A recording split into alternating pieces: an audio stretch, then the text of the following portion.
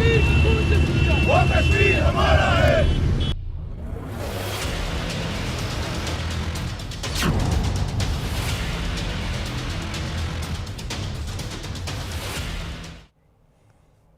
नमस्कार, आप देख रहे हैं बात इंडिया की। मैं हूं प्रवीण तिवारी। तो 370 हटने के 7 साल पूरे हो गए हैं। मामला आपको समझ में आ गया होगा, लेकिन इसको बड़े गहराई से समझने की ज़रूरत है। इसका असर उस हिस्से पर भी हुआ है जहां पर ऐसे बदलाव देखने को नहीं मिलते हैं। फिर भी 370 हटाने के बाद क्या क्या बदला कश्मीर में, और इस बदलाव ने कैसे यहाँ के युवाओं की तकदीर को बदला है, अपेक्षाएं कितनी बढ़ी हैं, ऐसे बहुत सारे सवाल हैं जो आज उठ सकते हैं। अनुच्छेद 370 हटने के बाद जम्मू कश्मीर में बदलाव तो हुए हैं। 7 साल पहले 5 अगस्त को ही देश की संसद ने जम्मू कश्मीर को अनुच्छेद 370 की बेड़ियों से मुक्त किया था।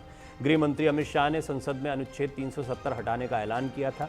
केंद्र सरकार ने जम्मू कश्मीर से विशेष संवैधानिक दर्जा हटाया था। भारत के इतिहास का यह सबसे साहसिक फैसला माना जाता है। लेकिन अनुच्छेद 370 हटने से जम्मू कश्मीर में क्या बदलाव हुआ, जम्मू कश्मीर की आवाम को क्या हासिल हुआ, 7 साल बाद भी आज इन सवालों पर बहस होती है। इन सवालों को लेकर सियासत भी होती है।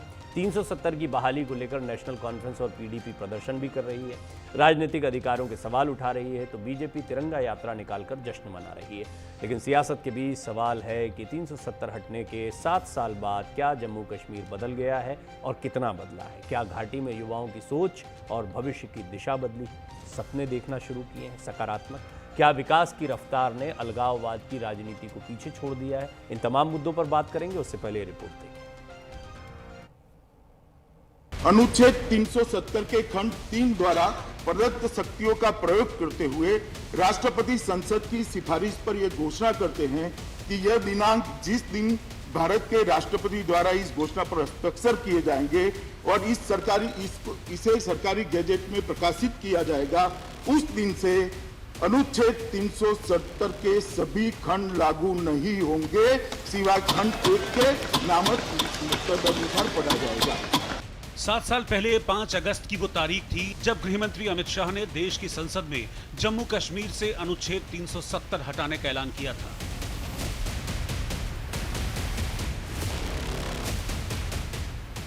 संसद में इसी ऐलान के बाद अनुच्छेद 370 इतिहास बन गया। जम्मू कश्मीर 370 की बेड़ियों से आजाद हो गया। लेकिन सवाल है कि अनुच्छेद 370 हटने के बाद घाटी में 7 साल के दौरान क्या बदला? 370 हटाने से क्या हासिल हुआ? जम्मू कश्मीर में कितना बदलाव हुआ? जवाब है श्रीनगर में लाल चौक की ये तस्वीरें।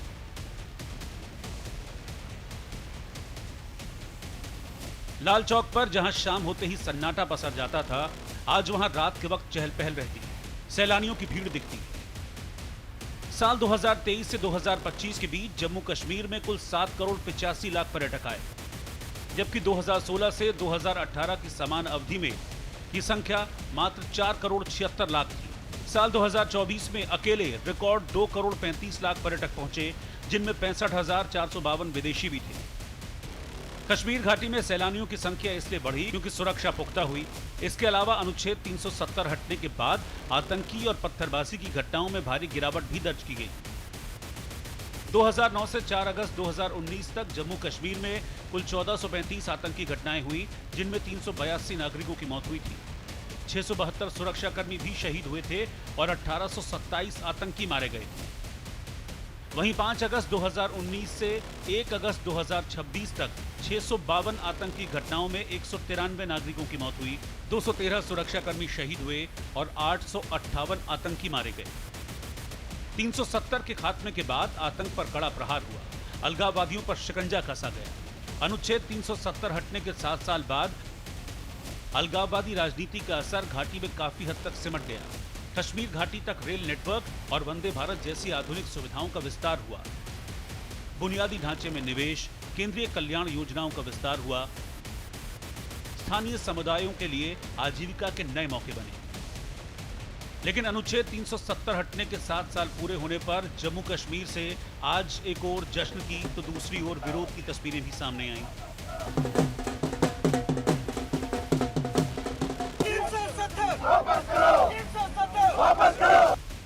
श्रीनगर में बीजेपी कार्यकर्ताओं ने तिरंगा रैली निकालकर 370 हटने का जश्न मनाया, तो वहीं 370 की बहाली की मांग कर पीडीपी चीफ महबूबा मुफ्ती श्रीनगर में प्रदर्शन करती दिखी। महबूबा मुफ्ती के अलावा नेशनल कॉन्फ्रेंस के नेताओं ने भी 370 की बहाली और जम्मू कश्मीर को पूर्ण राज्य का दर्जा दिए जाने की मांग को लेकर प्रदर्शन किया। 5 अगस्त 2019 को ये सब हुआ, आज 5 अगस्त 2026 है, 7 साल हो गए। हमसे तो वो वादा जो किया गया था वो भी अभी अधूरा है। बाकी चीज़ें तो दूर की बात, लेकिन जैसे हमने असेंबली में रेजोल्यूशन पास करते वक्त कहा, हम अपनी जगह कायम है ना। जो हमारे साथ नाइंसाफियां हुई हैं उन नाइंसाफियों को हम दुरुस्त करें। आज का दिन भारत के इतिहास का, जैसे हम 15 अगस्त 26 जनवरी मनाते हैं, ये उसी तरह महान दिन है जो सरदार पटेल के सपनों को, भारत के असंख्य लोगों के सपनों को, जो हम कहते थे एक देश दो निशान दो प्रधान, नहीं चलेगा नहीं चलेगा, नरेंद्र मोदी जी के नेतृत्व में 2019 को 5 अगस्त को देश का गृह मंत्री अमित शाह जी ने उसको कर दिया। 7 साल बाद भी अनुच्छेद 370 सिर्फ संवैधानिक बदलाव का मुद्दा नहीं बल्कि राजनीतिक बहस का केंद्र भी बना हुआ है।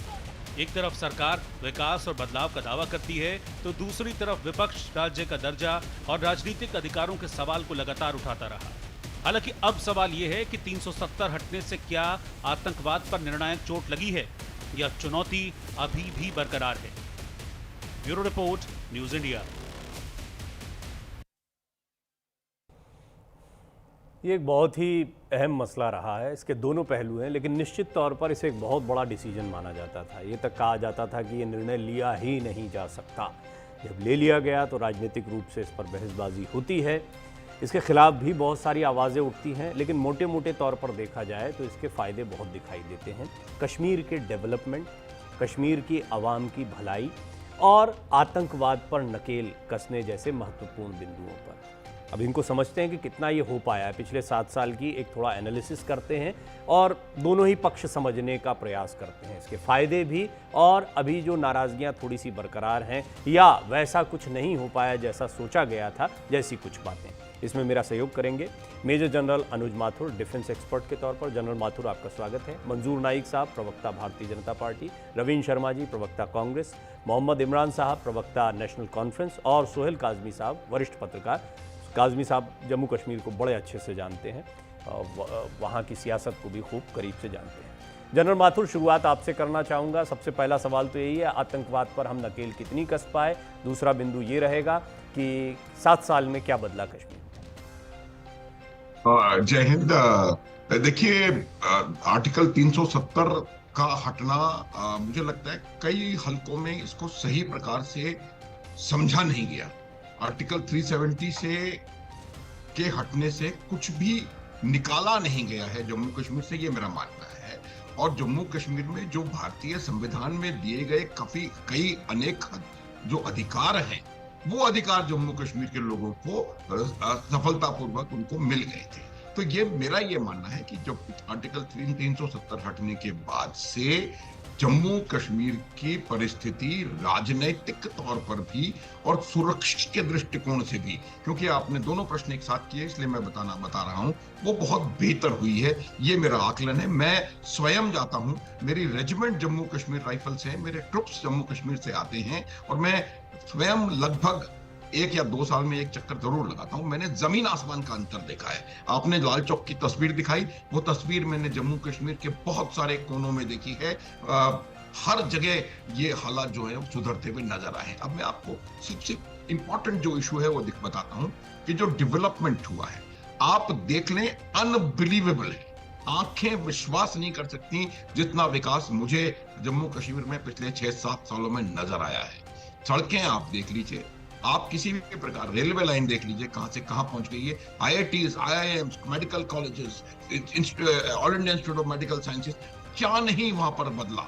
हर चीज की वहां पर स्थिति जो है वो बदल गई है। शिक्षा, स्वास्थ्य, जो बुनियादी मुझे लगता है जो चीजें हैं वो कहीं ना कहीं बहुत ज्यादा मेरे हिसाब से बेहतर हुई है। दूसरी भी, जिस प्रकार का पत्थरबाजी या जिस प्रकार की आतंकवादी घटनाएं पहले होती थी, उसमें 1000 दर्जे कमी आई, 1000 दर्जे। पत्थरबाजी की घटनाएं लगभग समाप्त, लगभग क्या, मुझे लगता है पूरी तरह से समाप्त हो चुकी है।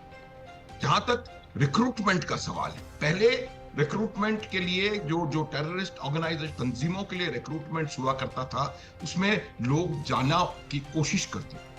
आज एक भी बच्चा किसी भी प्रकार के प्रलोभन में नहीं आकर के, और मुझे नहीं लगता कि वो रिक्रूटमेंट में जाने की कोशिश करता है। तो जो स्थानीय भर्ती जिसको आप कह सकते हैं इन आतंकवादी तंजीमों में, वो लगभग लुप्त प्राय हो गई है। टेरर फंडिंग के ऊपर बहुत जबरदस्त चोट पहुंची है। देखिए, जब आपकी जो जितनी फैसिलिटीज हैं, जितनी भी आपकी योजनाएं हैं, उनका लाभ आम जन तक पहुंचना शुरू होता है, तब हालात जो है वो, मेरा मानना है कि बहुत बेहतर तरीके से सुधरते जाते हैं। तो हालात में बहुत परिवर्तन आया है। सुरक्षा की दृष्टि से बहुत ज्यादा बेहतर हालात वहां पर हो गए हैं, जहां पर विकास की दृष्टि से भी बहुत बेहतर हालात हो गए हैं। अब जो दूसरा चीज देखने के जो मुझे लगता है आवश्यकता है, ये जो 370 की बहाली की मांग हो रही है, इनको इसके जो बैड इफेक्ट्स होंगे अगर ये होता है, पहली बात तो इसका कोई संभावना कहीं दूर दूर तक मुझे नजर नहीं आ रही है। ये इससे सिर्फ और सिर्फ घाटी के लोगों को नुकसान होगा।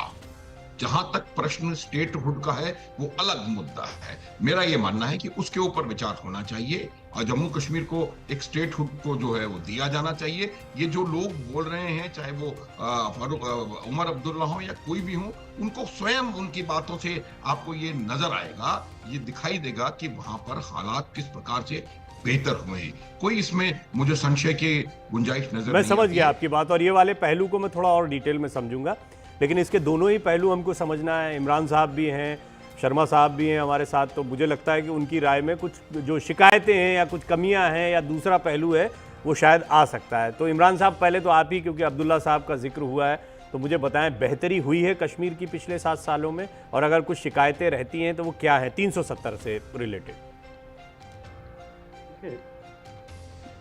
370 का हटाना एक पर्टिकुलर पार्टी का एक एजेंडा था पिछले 70 साल से। यहाँ पे हम मानते हैं, यहाँ के रहने वाले, आतंकवाद का 370 के साथ कोई लेना देना नहीं था। अगर लेना देना होता, अभी कुछ दिन पहले आप देखेंगे एक आतंकी घटना हुई, पहलगाम में घटना हुई, किश्तवाड़ में घटना हुई, और जम्मू कश्मीर के इतिहास का सबसे बड़ा एनकाउंटर पता नहीं कितने दिन तक चलता रहा यहाँ पे। उससे पहले आप देखेंगे एक और किलिंग हुई।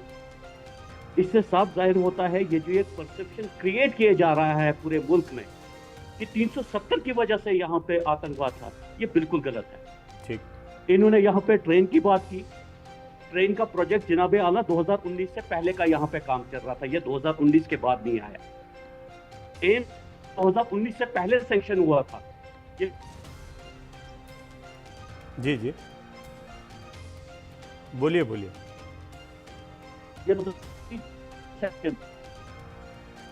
मैं आता हूं इमरान साहब, शायद नेटवर्क का कुछ इशू आपके साथ आ रहा है, लेकिन आतंकवाद से इसे जोड़ा गया, और साथ ही साथ में ट्रेन की या विकास की जो बातें की जा रही हैं वो प्रोजेक्ट्स पहले से थे। मुझे आपकी ये बात यहाँ तक समझ में आती है। रविंद्र शर्मा साहब का भी राय जो है मुझे लगता है कि इसके इर्द गिर्द रहेगी, तो थोड़ा सा आप इस बात को आगे बढ़ा दें जब तक जुड़ते हैं इमरान साहब, कि आपको क्या लगता है, ये क्या आप भी मानते हैं कि सिर्फ नैरेटिव है, या 370 से फ़ायदे भी हुए हैं और कश्मीर में बदलाव की एक उम्मीद भी जगी है? हालांकि ये बात अलग है कि आप लोग पहले कहते थे ये ऐसा हो ही नहीं पाएगा, हो ही नहीं सकता है, लेकिन वो हो गया। देखिए, मेरी बात तो ये है कि संवैधानिक तौर पे या कानूनी तौर पे सुप्रीम कोर्ट ने अगर उसको इम्प्लीमेंट किया, तो सियासी तौर पे, पॉलिटिकल तौर पे सुप्रीम कोर्ट ने नहीं किया। सुप्रीम कोर्ट ने तो ये भी डायरेक्शन दी थी कि as soon as possible statement किया जाए, 30 सितंबर 2024 तक चुनाव कराएंगे। ये सरकार तो चुनाव भी नहीं करना चाहती है, जम्मू कश्मीर के लोगों को गुलाम से बना के रखना चाहती है। जिस जम्मू कश्मीर में पूरे देश को समझना होगा, सिर्फ हमको मिलिट्री और सिक्योरिटी पॉइंट ऑफ व्यू से नहीं समझना। एक बड़ा कंटेंशन था कि 80% आबादी उस वक्त मुस्लिम थी, महाराजा हिंदू थे, और लोगों की राय पूरा हिंदू के वैसे भारत के साथ थे, लेकिन 80% मुस्लिम आबादी हमारे रियासत में पाकिस्तान की और जम्मू की पूरी को जो है वो रिजेक्ट किया और भारत को चुना। उस वक्त की मुस्लिम लीडरशिप और देश के साथ नेहरू जी के साथ खालिदा जी के साथ खड़ी हुई थी और उन्होंने कहा कि मुसलमान लड़ेगी, शहीद हुए। और हमने ऐसा क्यों बेविश्वासी थी कि एक नैरेटिव बना दिया कि 370 तो हिंदुस्तान के हाई का हिस्सा, 371 हमारे पड़ोस में है, हिमाचल में आप कोई रिस्ट्रिक्शन है, नॉर्थ ईस्ट में है, वो इंटरनेशनल नहीं है। मैं कांग्रेस पार्टी जो है सुप्रीम कोर्ट के फैसले के बाद ये मांग नहीं करता कि 370 का काम किया जाए। हम संविधान का जी नवीन जी 3 पॉइंट आ गए आपने। ये जो हिमाचल और एक्चुअली आपकी आवाज साफ नहीं आ रही, मैं सुनना तो आपको लंबा चाह रहा हूँ, या तो थोड़ा सा साफ आपकी आवाज आ पाए, इंटरनेट का इशू आपके पास से भी आ रहा है। बोलिए, अपनी बात को बोलिए। चलो मैं इतना कहना चाहता हूँ कि जम्मू कश्मीर के लोगों के साथ धोखा हो रहा है। सुप्रीम कोर्ट के फैसले के बाद भी स्टैंडर्ड सरकार ने जो पार्लियामेंट में कहा, जो सुप्रीम कोर्ट ने अंडरटेकिंग की और जो जनसभा में मैंडेट आपको हुकूमत का नहीं मिला, लेकिन जम्मू में आपने 32 सीटें जीती। आप क्यों ऐसा डिसएम्पावर करके रखना चाहते हैं कि नॉमिनेटेड लेफ्टिनेंट आपकी ये यहाँ तक की बात समझ में आ गई। एक पॉइंट भी आ गया। अब एक रिक्वेस्ट है कि अपना ईयरपॉड को निकाल दीजिएगा, डायरेक्ट फोन से बात करिएगा, बेहतर आवाज आएगी। और तब तक मैं मंजूर नाइक साहब के पास और काजमी साहब के पास मैं अंत में जाऊंगा, क्योंकि वो सबको मैं मिला के मुझे पता है उनके पास से एक बैलेंस प्रतिक्रिया आएगी। करूंगा कि आप मुझे पूछेंगे तिवारी। हाँ, मैं आऊंगा, दोबारा आता हूँ आपके पास में। लेकिन काफी चीजें, 3 पॉइंट तो बहुत ही इंपॉर्टेंट हो गए। नाइक साहब, पहला बिंदु ये, काफी सारी बातें जनरल साहब ने बता दी थी अपनी तरफ से, जो एक सकारात्मक पहलू है। लेकिन 2-3 बिंदु आए। 370 को नैरेटिव के तौर पर ज्यादा रखा गया। जिन्हें आप विकास की योजनाएं कह रहे हैं जैसे ट्रेन, वो पहले से ही तयशुदा थी और इससे कोई ऐसा फर्क नहीं आया है कि इससे ये फर्क आ जाता कि युवाओं की खुशहाली आ गई है या बहुत सकारात्मकता आ गई है। हाँ, आपने और जो शर्मा साहब ने बात कही वो ये कि स्पेशल स्टेटस वाला मामला हम कुछ और जगहों पर देखते हैं, वहाँ एंटी नेशनल जैसी कोई बात नहीं होती है, यहाँ पर इस मुद्दे को ज्यादा हवा दी जाती है। ऐसे 3 बिंदु तो निकल कर आए हैं। सबसे पहले, मेरी आवाज आ रही है सर? जी जी जी नाइक साहब, बिल्कुल साफ। सबसे पहले समस्त देशवासियों को मेरी तरफ से जय हिंद। सर, मैं आज यहाँ पे एक भारतीय जनता पार्टी का प्रवक्ता या नेता होने के नाते बात नहीं करना चाहता हूँ, एक जम्मू कश्मीर का रेजिडेंट होने के नाते बात करना चाहता हूँ। सर, मैं आपको बताना चाहता हूँ कि सबसे बड़ा जो अंतर हमें 370 और 35A के हटने के बाद दिखाई दिया वो ये है कि पूरा साल जीने की आजादी ये हमें आर्टिकल 370 के हटने के बाद मिली है। जम्मू कश्मीर के एक गरीब मजदूर को अपनी बच्चों को सेफ एनवायरनमेंट देने की आजादी, उनको सेफ एजुकेशन, उनका एक बेहतरीन फ्यूचर देखने की आजादी, ये हमें मिली है आर्टिकल 370 के एब्रोगेशन के बाद। दूसरी बात, जम्मू कश्मीर का जो टोटल जो सिक्योरिटी सिनेरियो है ये 370 से पहले किस तरह का था और 370 के एब्रोगेशन के बाद कैसा हुआ, ये आपने इस प्रोग्राम की शुरुआत से पहले ही सारी डिटेल्स में बता दिया है। लेकिन इतना मैं जरूर कहना चाहता हूं कि जो टेरर इंसिडेंट थे जम्मू कश्मीर में वो 370 के हटने के बाद 83% रिड्यूस हुए, कम हुए हैं।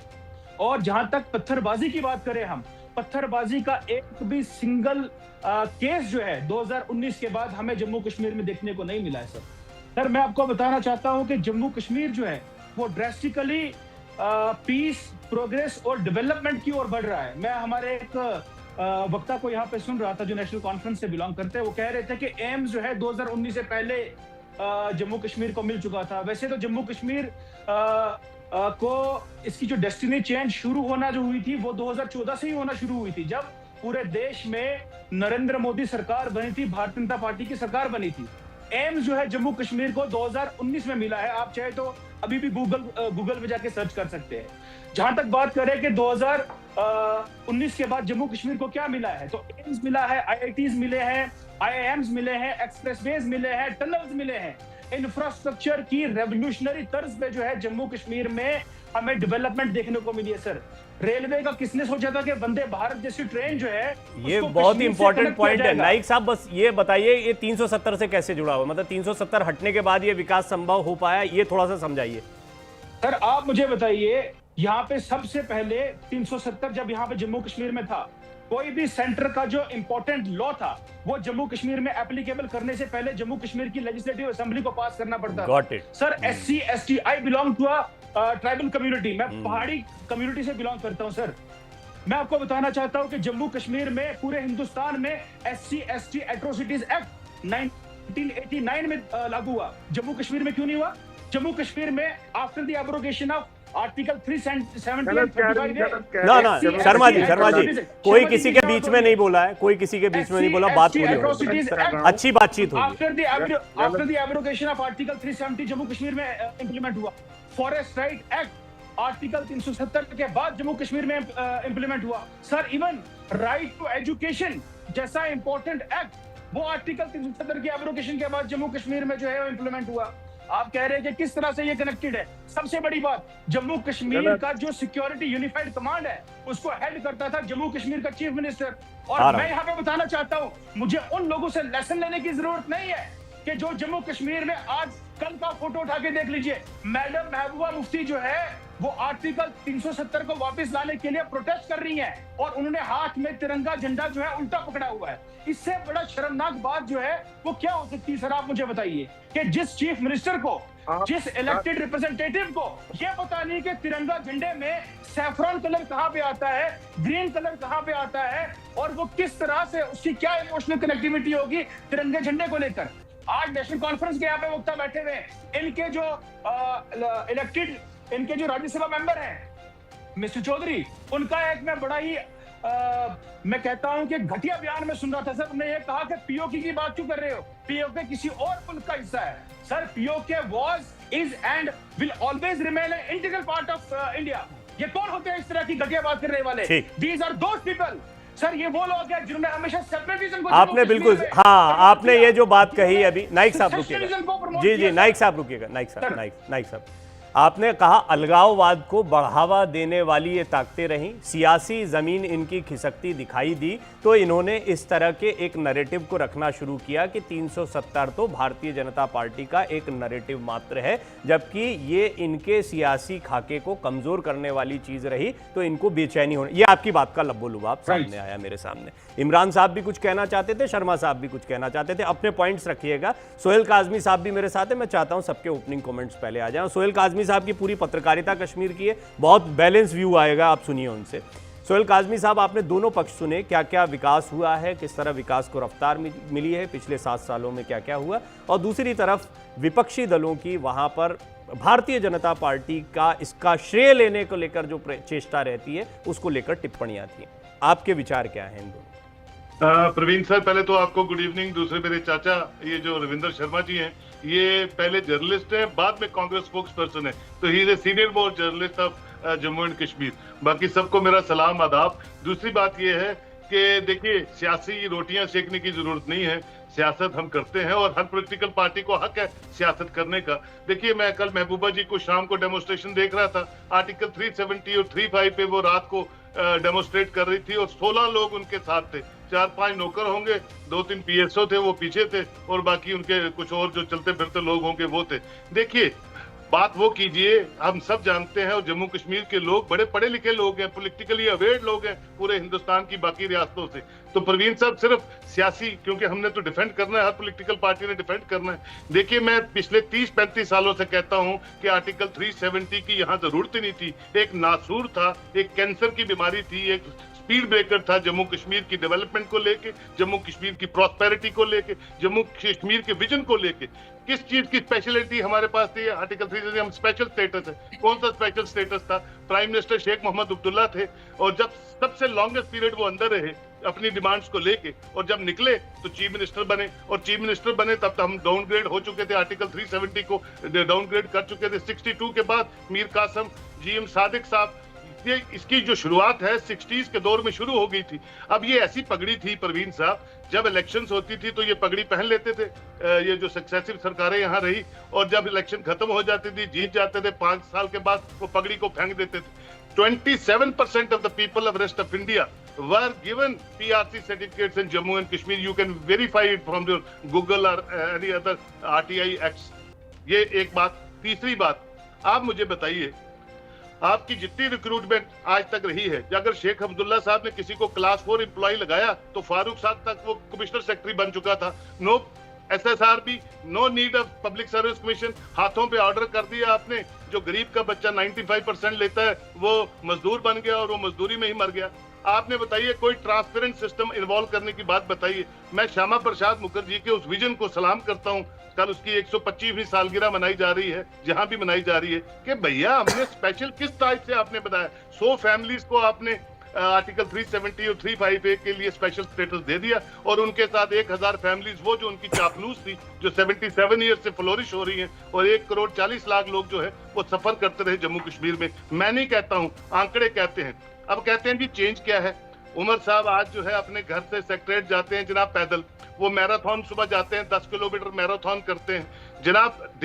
पहले डेट्स ये होती थी कश्मीर खुलेगा कब, आज डेट्स ये होती है कि फिल्म की शूटिंग गुलमर्ग में कब है जनाब। आज यहाँ बुलीवर्ड रोड पे क्या हो रहा है, कौन सा फैशन शो वहां हो रहा है। आप मुझे बताइए, अगर किसी को नहीं दिखता तो ना दिखे, लेकिन जो फैक्चुअल कंडीशन है वो ये है। फैक्चुअल कंडीशन ये है। मैं आऊंगा काज़मी साहब, इसको थोड़ा सा आगे बढ़ाएंगे, लेकिन इमरान साहब और शर्मा जी के जहन में बहुत सारी बातें आई। पहले इमरान साहब, मुझे ये मैं जानता हूं पॉलिटिकल बहसबाजी करेंगे तो जैसे बाकी की डिबेट के समय बर्बाद हो जाते हैं इसका, लेकिन इतना प्यारा पैनल है और इतनी अच्छी बातें आ रही, मैं दोनों पहलू जानना चाहता हूं। अभी हमने नाइक साहब को सुना, जैसे ही मैंने पूछा आप तो ये बताओ 370 हटने से ये विकास के कार्य का, तो उन्होंने तुरंत बता दिया। अब आप मुझे बताइए 370 लगे रहने से कौन सा ऐसा कार्य हो रहा था जिससे कि कोई परेशानी हो रही है या वो काम नहीं हो पा रहा? देखिए प्रवीण जी, यहाँ पे हमारे बहुत सीनियर जर्नलिस्ट भी बैठे हैं, बहुत सारी बातें की हमारे काज़मी साहब ने। अगर बात आंकड़ों की है, हम आंकड़ों के हिसाब से चलेंगे। 370 जब यहाँ पे था, आप यहाँ पे अनएम्प्लॉयमेंट का रेशो देखिए और आज का रेशो देखिए। पहले इनसे ये सवाल कर लीजिए आंकड़ा कहाँ पहुंच चुका है, उसके बाद हम बाकी बातें करेंगे। पूछ लीजिए पहले। काज़मी साहब जवाब दीजिए प्लीज। मुझसे पूछ रहे हैं भैया, पॉपुलेशन एक्सप्लोजन हो रही है, अनएम्प्लॉयमेंट का सुन तो लीजिए ना, सुन तो बिल्कुल। जहाँ फ्लाज हैं उसके लिए डिस्कस कीजिए, उसके लिए एजिटेट तो आप मेरे मन में तो बहुत सी चीजें आ रही, लेकिन मैं थाम लेता हूं क्योंकि आप लोग सब राजनीति से जुड़े हुए लोग हैं। एक तरफ तो पहले के आंकड़े आना और अभी के आंकड़े आना, इन दोनों आंकड़ों का खेल ही अलग है। मैं कहता हूं जमीन पर क्या दिखता है वो बताइए। क्या पत्थरबाजी कम हुई, जैसा नाइक साहब दावा कर रहे थे? पत्थरबाजी की घटनाएं बिल्कुल कम हो चुकी हैं और आतंकी घटनाओं में गिरावट है। पहले तो ये दो चीज बताइए। परवीन जी, पत्थरबाजी एक लॉ एंड ऑर्डर का इशू है। एक लॉ एंड ऑर्डर के इशू को आप पूरा परसेप्शन बना देंगे कि इसी मतलब सुधर गया, लॉ एंड ऑर्डर का इशू थोड़ा सा सुधर गया, ये तो कह सकते हैं हम। चलिए हम मानते हैं, ठीक, इसको। Got it. चलो एक तो चीज पॉजिटिव है। एक लॉ एंड ऑर्डर के इशू को लेके आप ये बोलेंगे कि आपका पूरा आर्टिकल ही खराब था, आपकी रियासत में पूरी हुकूमतें ही खराब थी, वो कोई मानने के लिए तैयार नहीं है। आपकी मजबूरी हो सकती है, आप किसी पोलिटिकल। अच्छा, एक चीज और कही जाती है कि जो पत्थर फेंकते थे उन्हें अब गेंदबाजी का मौका मिल रहा है, आईपीएल में सिलेक्ट हो रहे हैं लड़के। नितिन नवीन जी भी कह कर आए हैं, तो मतलब वो कह रहे हैं कि वहां के बच्चों में भी उत्साह है, ऐसा ये एक आता है वर्जन। परवीन जी, टैलेंट कश्मीर में आज का नहीं है, जम्मू कश्मीर टैलेंट से भरा हुआ है। यहाँ पे एक्सप्लोर नहीं हो रहा था, अब हो रहा है। अब इससे नहीं हुआ कि अब हो रहा है कि 370 ही टूट गया, तो उसकी वजह से हुआ। मतलब ये इत्तेफाक है, ऐसा कह लें। एक्सप्लोर तो हो रहा है, लेकिन ये एक इत्तेफाक है कि 370 हटा तो वो एक्सप्लोर होने लगा, ऐसा कह रहे हैं आप? नहीं। देखिए, मैं आपको बताऊंगा, यहाँ पे आप जम्मू कश्मीर को बाकी रियासतों के साथ कंपेयर, ये एक बॉर्डर स्टेट है, रोज आपके बॉर्डर से डिस्टर्बेंस होती है। हमारे काज़मी साहब बेसिकली एक बॉर्डर और उसके लिए तो सबसे ज्यादा माथुर साहब चिंतित हैं, हमारी सेना चिंतित है, अगर वो है तो। और फॉरेन स्टेट क्या है? हमको तो पहले पीओके भी जो है हमारा अभिन्न हिस्सा है। आपकी पार्टी मानती नहीं उसको, पर हम हमेशा कहते हैं पीओके हमारा अभिन्न हिस्सा है और रहेगा। परवीन साहब, चिंतित ये नहीं, चिंतित वो लोग हैं जो सफर कर रहे हैं पिछले 70 साल से, जो बॉर्डर एरिया में रहते हैं, उनको पता है वो कैसे 70 साल से वहां पे रह रहे हैं। उनसे पूछ लीजिए क्या फर्क पड़ा। मैं तो पूछता हूं, मैं सच बता रहा हूं, मैं ऐसा नहीं कि मैं यहां बैठ के, आप लोग तो कश्मीर को अच्छे से जानते हैं, पर मैं पिछले आप देखिएगा, माथुर साहब थोड़ा जानते हैं, काज़मी साहब जानते हैं, मैं पिछले कम से कम 2 महीने से पीओके पर कई शोज कर चुका हूं, वहां के एक्टिविस्ट, वहां के लोकलाइट्स, वहां के कई लोगों से जो बाहर बैठे हैं, जो अभी भी बहुत बैलेंस तरीके से बोलते हैं, वो आज़ाद भी बोलते हैं कई बार वहां कश्मीर को, लेकिन इसके बावजूद वो कहते हैं कि हाँ, आपके कश्मीर में जिस तरह का बदलाव हो रहा है वो हमको प्रभावित कर रहा है, ये वो एक्सेप्ट करते हैं। और ये बात वहां जो पीओके में वर्तमान प्रदर्शन हुआ उसमें भी बार बार उठकर आई है। ये मसले से हम इनकार नहीं कर सकते। शर्मा साहब, आप कुछ जोड़ना चाहते थे, फिर मैं माथुर साहब के पास और नाइक साहब के पास जाऊंगा।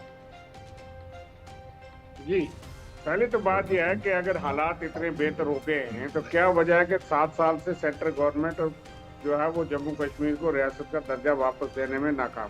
ठीक है, वो क्या वजह है कि वो जम्मू कश्मीर को बिजनेस रूल, आज 2 साल हो गए इस सरकार को तकरीबन बने हुए, और 8 अक्टूबर को चुनाव हुआ था, लेकिन आपने ये नहीं तय किया कि कौन सी ट्रांसफर चीफ मिनिस्टर करेगा, कौन सी लेफ्टिनेंट को। आपको विश्वास ही नहीं है चुनी हुई सरकार पे, क्योंकि भारतीय जनता पार्टी को मैंडेट नहीं मिला। वेरी वैलिड पॉइंट, ये एक पॉइंट आपका वैलिड है बहुत। जी, दूसरा मुझे बताइए कि वो कौन सी ट्रेन थी जो लखनपुर से पार रुक गई 370 के होते हुए।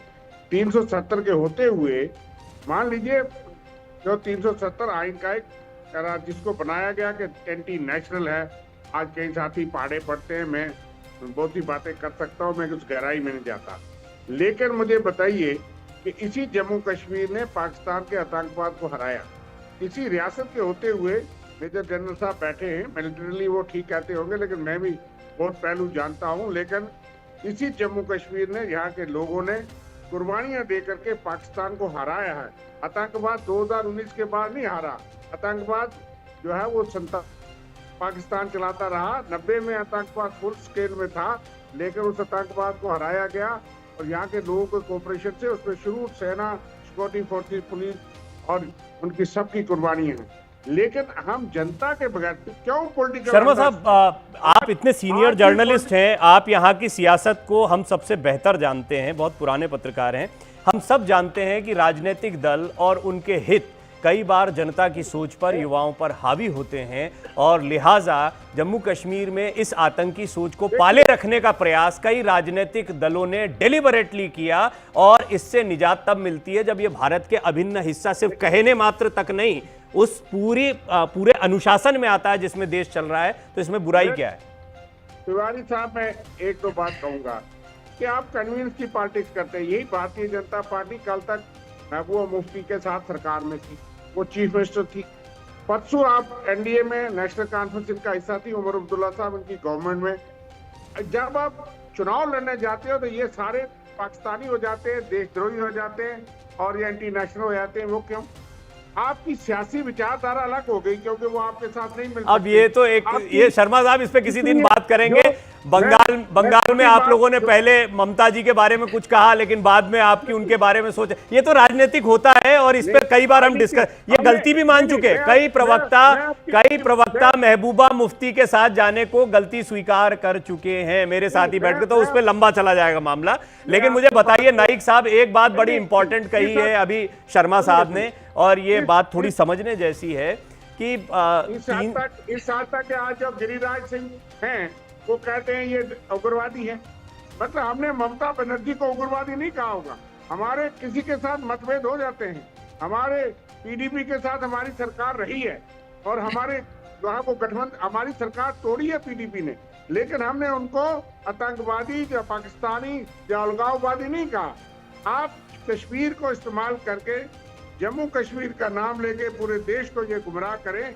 विकास पहले भी हुआ, ठीक है, आपने भी गद्दी पढ़ाई होगी, लेकिन ट्रेन बारामूला तक जाती थी।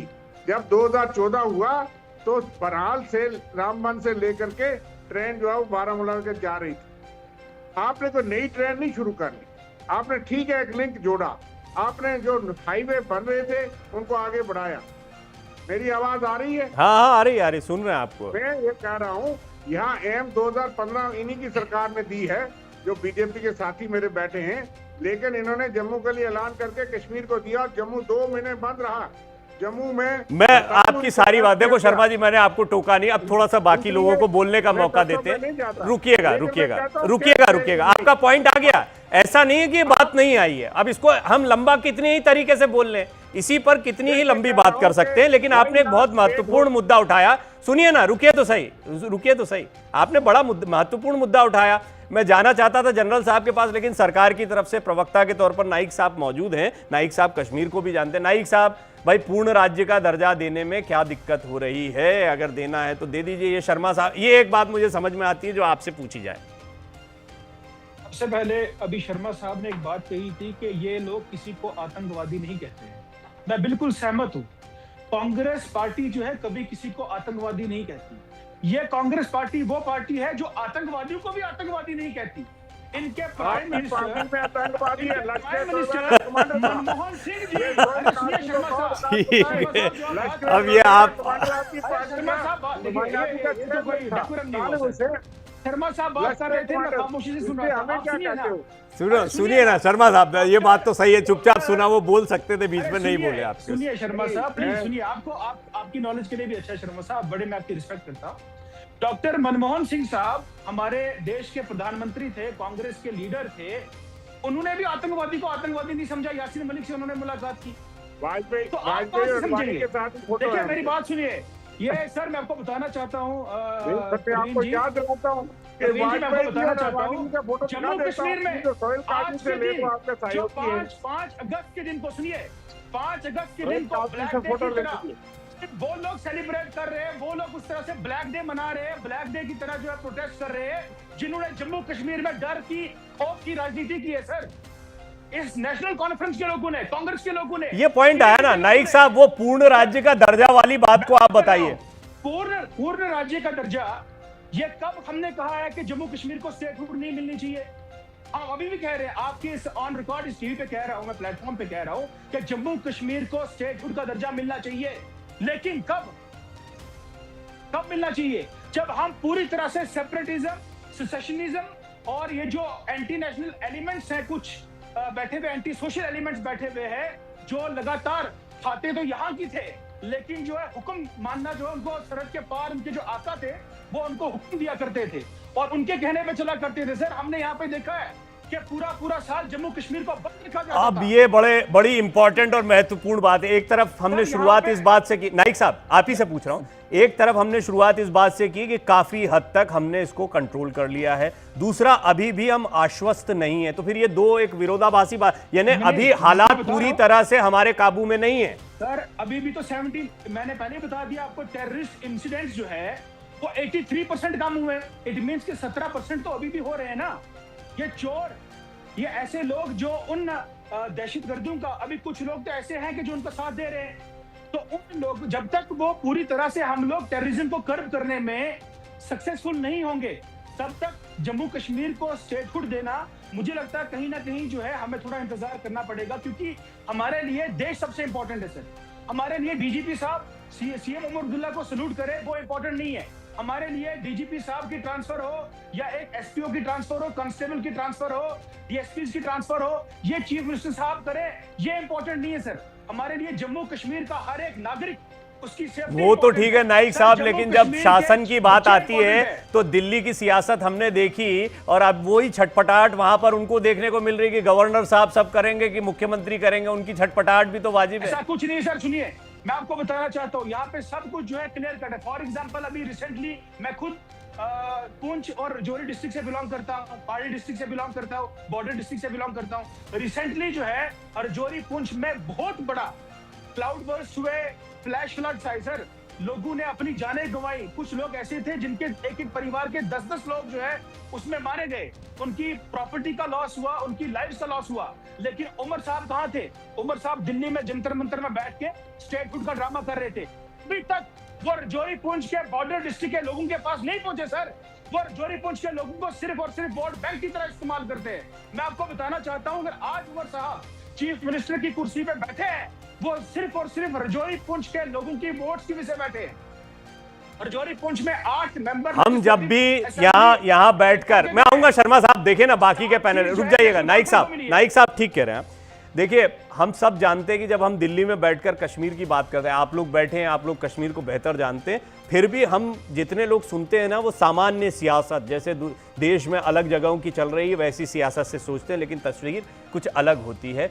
जनरल माथुर, कश्मीर के हालात जो हैं वो निश्चित तौर पर पहले से बेहतर हुए हैं, लेकिन पूरी तरह से बदल गए हैं ये कहना भी गलत होगा। वर्तमान पर राजौरी पुंछ, जैसा अभी नाइक साहब ने भी जिक्र कर दिया, यहाँ पर वोट बैंक की तरह इस्तेमाल कर, ये जो जहनियत वाला मामला है ना, इससे निपटना इतना आसान नहीं है, चाहे आप कोई सी धारा हटा दें या कितनी पॉलिसीज ले आएँ या चाहे और कोई कदम उठाएं।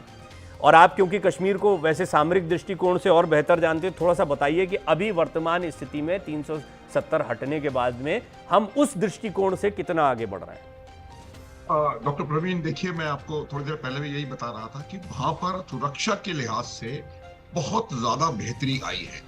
छोटा सा उदाहरण मैं दूंगा अगर समय है तो, और उदाहरण ये है कि जब मैं खुद वहां पर, मैंने 18 साल निकाले हैं जम्मू कश्मीर के मुख्तलिफ हिस्सों में, लेह लद्दाख से लेकर के जम्मू पठानकोट तक, जम्मू और कठुआ तक, तो ये मैं आपको दावे के साथ बता सकता हूं कि जो हालत आज से 15 साल पहले, 20 साल पहले कश्मीर की थी कि रात शाम के 6 बजे और कर्टन्स, कोई मक्खी भी घर से बाहर नहीं निकल पाती थी, उस समय में मैंने अकेले अपनी गाड़ी में प्राइवेट व्हीकल हायर करके, पूरी दुनिया को मालूम था कि मैं रिटायर्ड जनरल हूं, मैंने बारामूला से श्रीनगर तक का सफर रात को 1 बजे तय किया है। तो ये जो चेंज है ना, जो सुरक्षा की जो परिस्थिति में जो जमीन आसमान का अंतर आया है, ये बात आप मानिए।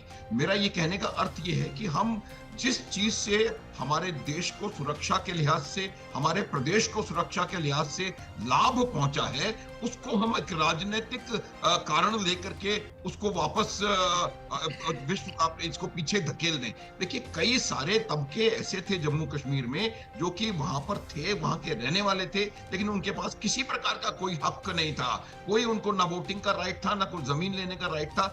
उन लोगों को, जो जम्मू कश्मीर के जेन्युइन लोग रहने वाले हैं, उनको कहीं ना कहीं अपना हक जो है वो मिला है 370 के जाने के बाद। 370 से जो जितनी भी भारत की, इन्होंने कहा नाइक साहब ने कि जितनी भारत की जो पॉलिसीज थी, जो भारत के जितने भी अमेंडमेंट्स हुए, आपको मैं बता रहा हूं, जो सेक्युलरिज्म जो कांग्रेस की सरकार में भारत में के संविधान में ऐड किया गया था, वो सेक्युलरिज्म जम्मू कश्मीर में लागू नहीं था।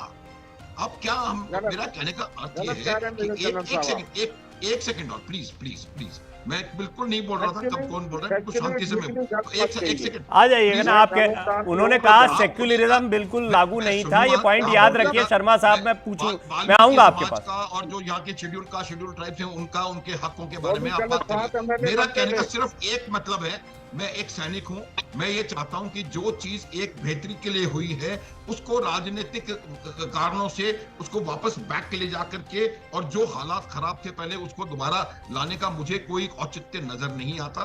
मेरा ये मानना है कि जम्मू कश्मीर से आर्टिकल 370 हटने के बाद पहली सबसे बड़ी चीज ये हुई है कि पूरी तरह से बिना किसी भेदभाव के, बिना किसी फर्क के, भारत की पूरी यूनियन टेरिटरीज और स्टेट्स एक समान हो गई हैं। और दूसरी बात यह है कि इसकी वजह से, आप इसके हटने से, अगर जो केंद्र सरकार की और राज्य सरकार की योजनाएं हैं, उनका लाभ ज्यादा बेहतर तरीके से अंतिम व्यक्ति तक पहुंच रहा है, तो मुझे नहीं लगता कि इसमें कोई खराबी है।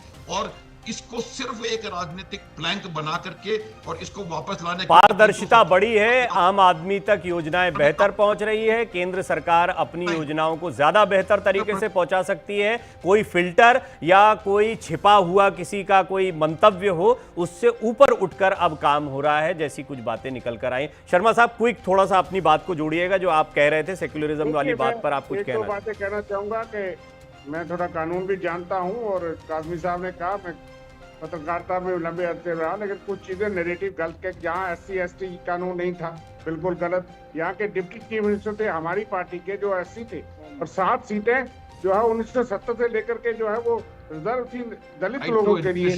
तो ये देश भर के पार्लियामेंट में भी नहीं, ये एक टेक्निकल पॉइंट है। एक मिनट, आपने जनरल साहब आपने बात कही थी, ये इनका पॉइंट है कि पहले था कानून और आप कह रहे हैं नहीं था। एक मिनट, आपने भी एक बात कही है, उसको वेरीफाई तो कर ले। मैं, आप जैसे गुणीजन बैठे हैं मेरे सामने, मेरे शो पर कोई चीज जाती है उसको क्लियर तो कर। मैं मिलिटरली जब वो बात जनरल साहब कह रहे हैं उनको समझ है, लेकिन संविधानिक कोई चीजें और संविधान पूरा का पूरा लागू था। जम्मू कश्मीर में असेंबली को कानून नहीं पास करना था, यहाँ गलत कहा गया। सिर्फ कॉन्फ्रेंस ऑफ गवर्नमेंट होती थी, और वो कौन सा कानून ठीक है, उसको समझ लेते हैं ना वो। अब वो उसको समझ तो ले शर्मा साहब, इससे बात आगे निकल जाएगी। समझ तो लीजिए कि वो क्या कहना चाह रहे हैं। जी जनरल साहब, पहले आप, फिर नाइक साहब भी इसको। अब जो मैं नाइक साहब भी, शर्मा साहब रुकिए तो सही, 1 मिनट, एक पॉइंट आया है उसको तो ना शर्मा साहब, फिर साहब को सलूट करता हूँ मैं समझ गया, सब सम्मान करते हैं। एक टेक्निकल पॉइंट आया, आप जैसे वरिष्ठ पत्रकार की तरफ से ऐसा पॉइंट आता है तो उसको जरा वेरीफाई तो कर लें। जनरल साहब क्या कहना चाह रहे थे आप, और जो पॉइंट अभी रखा है शर्मा साहब ने उसमें क्या कंफ्यूजन? बिल्कुल साधारण सी बात है डॉक्टर प्रवीण, अगर आपके संविधान के प्रावधान लागू नहीं है किसी जगह पर, पहले तो मैं एक चीज और क्लैरिफाई कर दूं, मैंने पीएचडी करी है, एलएलबी करी है, कॉन्स्टिट्यूशन लॉ में मेरा एक्सपर्टीज है, कोई डाउट न रखें पहली बात। और कॉन्स्टिट्यूशन लॉ मेरा स्पेशलाइजेशन था, तो मैं भी थोड़ा बहुत समझता हूँ। शर्मा जी, हाथ जोड़ माफी के साथ कह रहा हूँ, आप बुजुर्ग हैं मैं तो, लेकिन मेरा कहने का अर्थ यह है कि जो चीज देश राष्ट्र के उसकी बेहतरी के लिए राइट टू एजुकेशन नहीं था, सेक्युलरिज्म का जो शब्द कॉन्स्टिट्यूशन के प्रियम्बल में 1975 में डाला गया था, वो शब्द यहाँ पर नहीं था। इसमें कोई संदेह की गुंजाइश नहीं है, कोई फैक्ट को बदल नहीं सकता। मेरा कहने का अर्थ यह है कि अगर इस आर्टिकल के निकलने से ये एक भारत के अन्य राज्यों के एग्जैक्टली समान राज्य बन गया। और आपको मैं एक चीज, एक जो लाइन आपने मेरे को बोलने नहीं दी, मैं दोबारा बता देता हूं कि आज पीओजेके में जो हो रहा है उसका एक बहुत बड़ा कारण ये है कि पीओजेके के लोग ये समझ रहे हैं कि किस प्रकार से भारत के कश्मीर में जबरदस्त विकास हुआ है, किस प्रकार से G20। हाँ, मैंने शुरुआत में कहा, मैंने अपने अनुभव से, मैंने आपका जिक्र करते हुए कहा कि ये बात रखी भी है कि वहां पर इस चीज, उस बात पे कंट्राडिक्ट नहीं करना चाहूंगा। जम्मू कश्मीर पीओजेके से लेकर के, मैं पीओजेके का ही रहने वाला हूँ, हमारा अटूट अंग है हिंदुस्तान का, और वहाँ के लोगों के साथ जो जुल्म हो रहा है उसके खिलाफ हम हैं। चलो किसी, ये बात जो कह रहे हैं ऐसा नहीं है, और जनरल साहब का अपना व्यू हो सकता है, लेकिन मैं आपको ये कहूँ, यहाँ ये भी कहा गया असेंबली को कोई कानून पास नहीं।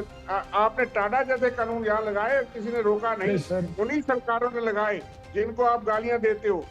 फारूक अब्दुल्ला जो नेशनल कानून या पीडीपी, ठीक है, आप देखिए वहां मुझे एक चीज तो समझ में आ गई कि संविधान में है, लेकिन वहां संविधान की कई चीजें लागू ही नहीं है, उसका इस्तेमाल नहीं कर सकते हो आप, ये बात वो कह रहे हैं। और अब आप कह रहे हैं कि नहीं, कई कानून थे जब लागू करने, सुनिए ना शर्मा, कई कानून थे जब लागू करने थे तो कर दिए। नाइक साहब इस पर क्लेरिफाई बड़ी देर से करना चाह रहे हैं, और वो चाह रहे हैं कि सुन लो मुझे, जरा सुन लो। मैं शर्मा साहब से इतना ही अनुरोध करना चाहता हूँ कि शर्मा साहब, आज भी दिखने में लड़ाई है, वो सियासी लड़ाई है। शर्मा साहब देखिए, शर्मा साहब हिंदू मुसलमान, मैं समझ गया शर्मा साहब। देखिए अभी क्या हो रहा है ना, अभी क्या होगा, जो सुन रहे होंगे ना वो क्या सोचेंगे मैं बताता हूं आपको। जर्नलिज्म मेरी फील्ड है 26 साल से, वो सोचेंगे शर्मा साहब सुनने नहीं देना चाह रहे हैं, ये जो पॉइंट उठाया इसको सुन लीजिए ना क्या कह रहे हैं नाइक साहब। शर्मा साहब, राइट टू इंफॉर्मेशन एक्ट अगर पूरे देश में 2005 में लागू हुआ, जम्मू कश्मीर में 2009 में क्यों लागू हुआ,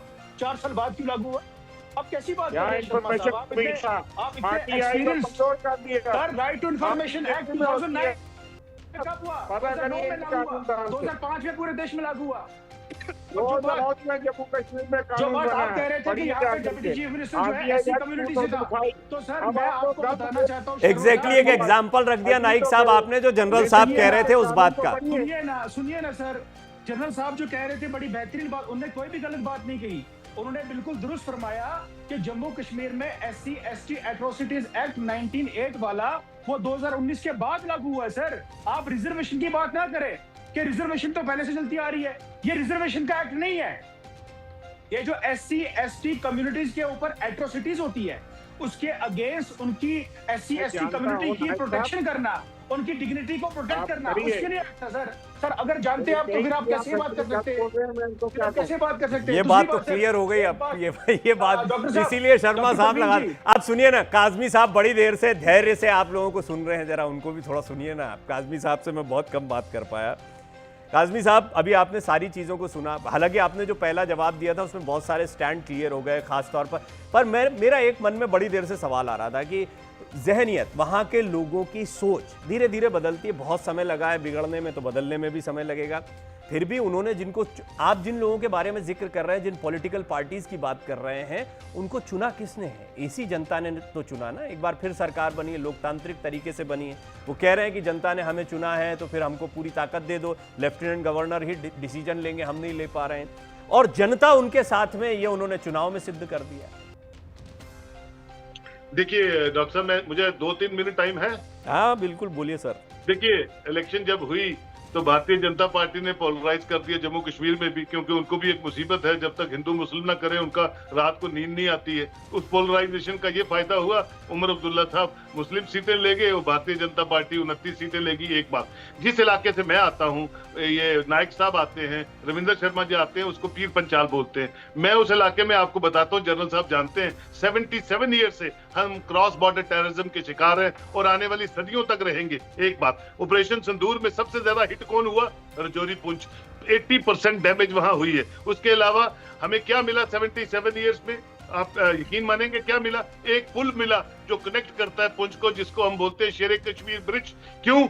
क्योंकि जनाब इलेक्शन जीत लिया आपने, हुक्मरान मुसलमान आ गए कश्मीर से, उनको कश्मीर की चिंता है, क्योंकि डल लेक वहां है, बुलीवार्ड रोड वहां है, फिल्म एक्ट्रेसेस वहां आएंगी, पूरा बॉलीवुड वहां आएगा। तो जम्मू कश्मीर, जम्मू जो प्रोविंस है, चिनाब प्रोविंस है, वो हमेशा निगलेक्टेड रहा। मैं 40 साल से बोल रहा हूँ, 35-36 साल मुझे हो गए कि भैया रीजनल और रिलीजियस इम्बैलेंस बना के रखा as a Muslim of Jammu Kashmir में, आपको ये बता रहा हूँ। और कहीं ना कहीं तो अल्लाह है, भगवान है, कहीं ना कहीं तो सुनता है, वो आया सुनने और ये मुसीबतों से हमें निजात मिली। आर्टिकल 370 आप बात करते हैं, किसी पॉलिटिकल पार्टी ने नहीं कहा कि आर्टिकल 371 ले आओ। भैया हिमाचल की तरह हमारी जमीनें और बच्चों का मुस्तकबिल ठीक हो जाए।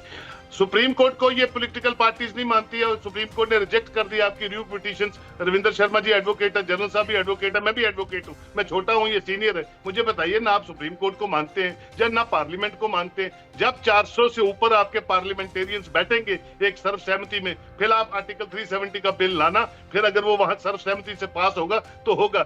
हिंदुस्तान और हिंदुस्तान के पॉलिसी मेकर्स कुछ तरीकाकार से चलते हैं और वो तरीकाकार यही है, मैंने जो 10-12 साल में देखा कि पीपल्स विल कैसे प्रिवेल करेगी, लोगों का दिल कैसे जीतने हैं। Though it was difficult from bullet to ballot, but ultimately ballot succeeded and people are with you and people are happy. कल 14 लोग लेके महबूबा जी वहां डेमोस्ट्रेट करती है, करिए, कल दोबारा कर लीजिए आर्टिकल 370 पे। परसों फारूक साहब कहते हैं कि बीजेपी ने मरवा दिया वो पुलिस वाला। मैं उन फारूक साहब से कहता हूं कि इतने कदावर नेता हो, आपसे सब मोहब्बत करते हैं आप, इसका मतलब है 3 बार आप चीफ मिनिस्टर रहे और छठी सिंहपुरा आपने करवाया था, तब नेशनल कॉन्फ्रेंस की सरकार थी। इसका मतलब जितनी सरकारों में जो मिलिटेंट एक्टिविटीज होती है वो सरकारें करती। मैं हमेशा कहता हूं कि सियासत अगर आप मौतों पे खेलोगे, ह्यूमन राइट वायलेशंस पे सियासत करनी है, तो मुझे लगता है सियासत छोड़ दीजिए, कोई और दुकानदारी पकड़ लीजिए। बहुत पैसा मुझे आपका एक पॉइंट बड़ा कमाल का लगा है, मैं और सुनना चाहता था काज़मी, और सुनूंगा मैं आपको इस पर अपन हम लोग बात करेंगे और लंबी 1 घंटे की बात, एक आध पॉडकास्ट करते हैं इस पर। लेकिन नाइक साहब एक बात तो बहुत पते की, नाइक साहब के लिए मैं बता दूं मैं आपको, ये मेरे इलाके से है और ये पहाड़ी है।